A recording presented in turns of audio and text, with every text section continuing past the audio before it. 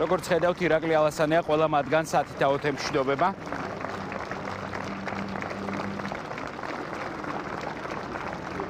აქ იმყოფება როგორც სამოქალაქო პერსონალი, ასევე გენერალური შტაბის წარმომადგენლები და სამხედროები.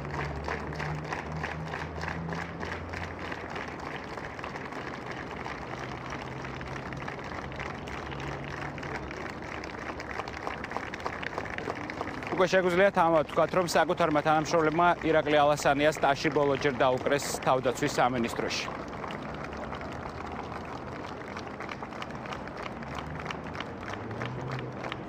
ეხლა როგორც ჩვენ მოგვაწოდეს ინფორმაცია, ირაკლი ალასანია გადადის გენერალურ შტაბში.